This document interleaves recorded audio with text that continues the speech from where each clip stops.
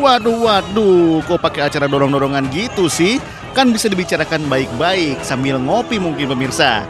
Nah, ini adalah aksi sejumlah warga desa Ujung Serdang yang menyerbu proyek persiapan lahan makam khusus COVID-19 di lingkungan mereka. Warga meminta proyek dihentikan dan mengusir para pekerja. Aparat gabungan Polsek dan Koramil Tanjung Morawa berusaha menenangkan warga yang emosi. Namun upaya mereka sia-sia dan justru sempat terpancing adu mulut dengan warga. Aduh, makin panas ini rupanya. Warga menolak pembukaan lahan makam khusus COVID-19 di lingkungan mereka karena khawatir tertular COVID-19. Kampung ini COVID nggak sepakat, menular dia. Sebab ini kan lebar sampai ke kampung itu. Nggak senang aku katanya, aku COVID di sini kan makanya demo. Sebelumnya, warga desa Ujung Serdang, Deli Serdang, Sumatera Utara menghadang alat berat yang digunakan untuk menggali lahan makam jenazah pasien corona. Selain itu, warga juga meminta agar pekerja menghentikan kegiatan mereka menyiapkan lahan pemakaman khusus COVID-19 di wilayahnya. Pembukaan lahan makam ini sebagai alternatif karena telah penuhnya lahan makam COVID-19 di wilayah itu, pemirsa.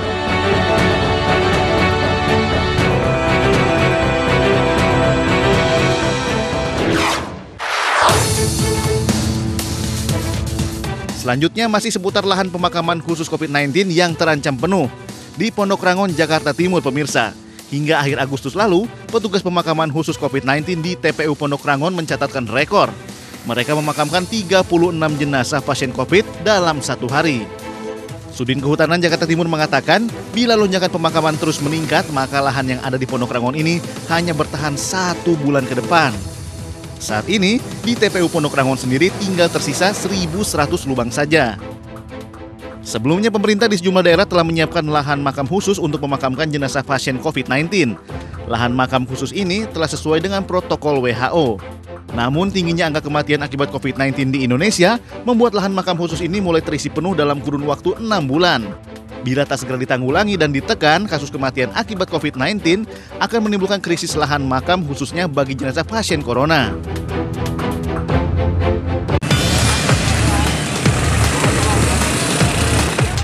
Wait. Mau kabur kemana? Mau kemana, Tong? Berhenti dulu ngapa, Tong? Waduh, lolos dah. Aduh, Pak Polisi, kurang kenceng tuh larinya. Aksi nekat pengendara sepeda motor tanpa masker yang menerobos barikade petugas COVID-19 ini jangan ditiru, pemirsa. Meski razia menggunakan masker di Rangkas Bitung dilakukan setiap hari, baik siang maupun malam, namun nyatanya masih ada ratusan warga yang terjaring razia masker setiap kali operasi. Aduh, yang kayak gini nih jangan ditiru. Untuk yang terjaring tadi di kawasan Balong 350-an. Kalau kita lihat dari pelanggaran ya sepertinya meningkat sih. Tapi mungkin karena ini yang kena jaring itu dari luar wilayah Rangkas Bitung. Tingkat kesadaran yang rendah membuat masih banyak warga yang mengabaikan protokol kesehatan. Hingga kini, sebanyak 350 warga terjaring petugas saat berada di wilayah kota Rangkas Bitung dan berbagai sanksi pun diberikan. Jumlah pasien penderita COVID-19 di kota ini juga terus bertambah. 76 orang pasien positif COVID-19, 43 orang diisolasi dan 3 korban pasien meninggal dunia. Soal masker, bukan cuma warga Indonesia aja nih yang sering bandel. Ternyata sejumlah warga negara asing juga sering lalai dalam menaati protokoler kesehatan loh. Wah, nggak bener ini, nggak bener. Padahal masker itu udah jadi gaya hidup kan di masa pandemi kayak gini, pemirsa. Di kawasan Desa Ungasan, Kuta Selatan, Badung, Bali, sejumlah warga negara asing yang membandel pun terjaring razia tim gabungan.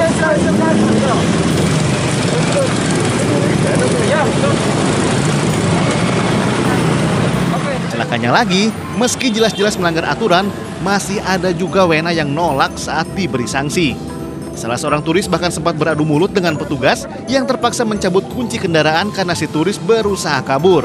Lewat perdebatan panjang, warga negara asing ini pun akhirnya membayar denda Rp100.000. Sementara wena asal California, Brian Kelly, yang sudah lama menetap di Ubud, Gianyar ini justru tak mau membayar denda karena mengaku tak membawa uang tunai. Kelly bahkan mengeluarkan sejumlah uang pecahan 10 ribuan, 5 ribuan, dan 2 ribuan dari kantong celananya. Petugas pun pasrah dan hanya mencatat identitasnya untuk dilaporkan ke pihak imigrasi. Petugas juga memberikan masker cuma-cuma untuk turis yang membandel ini. Bandel bener sih. Kenapa nggak pakai masker? Saya lupa di rumah pagi ini. Kenapa lupa? Kenapa lupa? Di rumah. Oh, kenapa lupa? Besok jangan lupa lagi. Maaf ya. Mereka menganggap asal sudah naik motor itu tidak perlu pakai masker. Padahal aturannya asal sudah keluar rumah, naik apapun itu, naik motor ataupun naik mobil, ya harus dipakai maskernya. Sebanyak 10 WNA terjaring dalam razia ini. 2 diantaranya diwajibkan membayar denda.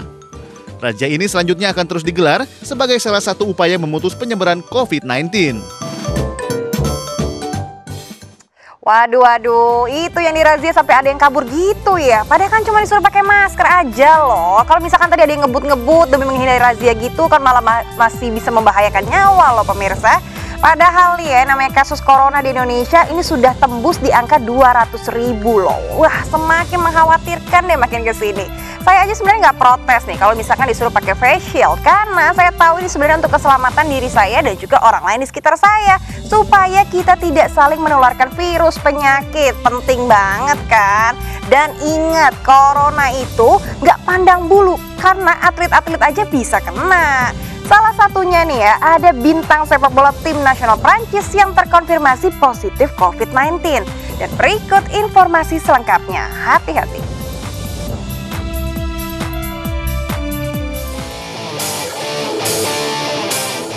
Gak ada yang kebal corona di muka bumi ini pemirsa. Ini nih buktinya. Kali ini penyerang tim nasional Prancis, Kylian Mbappe, juga dinyatakan positif terpapar COVID-19. Kepastian tersebut diunggah otoritas sepak bola Prancis melalui akun Twitter resmi timnasnya. Mbappe positif terpapar corona setelah Uni Sepak Bola Eropa melakukan tes kepada para pemain jelang laga pertandingan antara Prancis dan Kroasia di Stade Frank besok. Setelah dinyatakan positif, penyerang Paris Saint-Germain ini juga dipastikan diisolasi dan dipisahkan dengan skuad Prancis lainnya selama 14 hari ke depan. Selain absen membela skuad tim ayam jantan, Mbappe juga dipastikan absen membela PSG di sejumlah laga Liga Nasional Prancis. Selain Mbappe, timnas Prancis sebelumnya harus merelakan sejumlah pemain terbaik mereka absen karena dinyatakan positif corona. Mereka yakni Paul Pogba, Houssem Aouar, dan kiper Steve Mandanda. Mbappe sendiri pada laga pertama fase grup sukses mencetak gol kemenangan saat Prancis mengalahkan Swedia dengan skor 1-0 di Friends Arena minggu kemarin. Dengan demikian, sudah 4 orang skuad Le Bleu terpapar COVID-19 dan 7 awak Paris Saint-Germain termasuk Mbappe terinfeksi virus corona.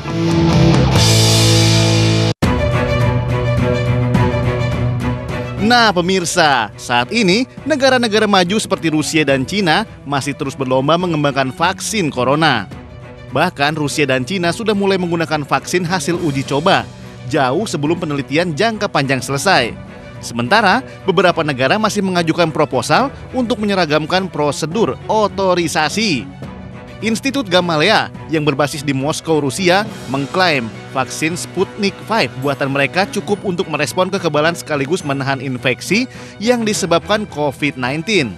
Tak hanya itu pemirsa, katanya nih, vaksin Sputnik V juga bisa melindungi secara efektif selama 2 tahun, bahkan lebih.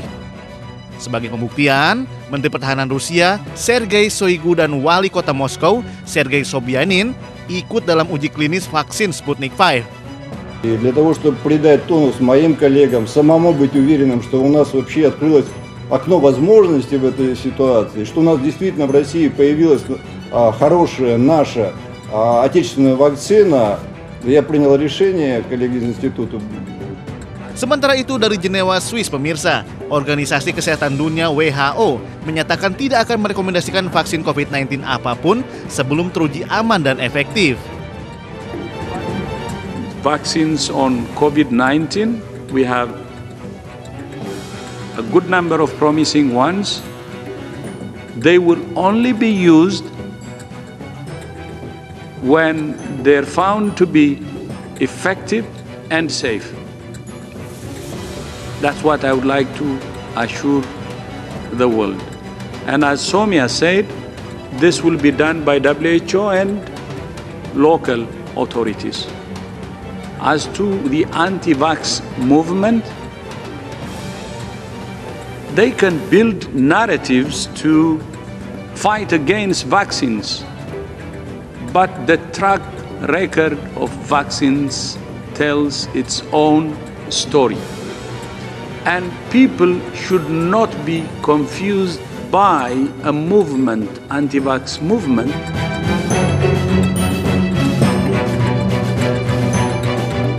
WHO juga mengingatkan seluruh negara untuk bersiap menghadapi pandemi berikutnya, karena bisa jadi COVID-19 bukanlah pandemi yang terakhir. Virus corona yang saat ini sedang menyebar bukanlah satu-satunya wabah di dunia. Untuk itu, WHO menyarankan setiap negara berinvestasi lebih banyak di bidang kesehatan masyarakat. Wah pemirsa, ayo selalu jaga kesehatan ya, supaya imun tubuh kita baik dan terhindar dari segala penyakit.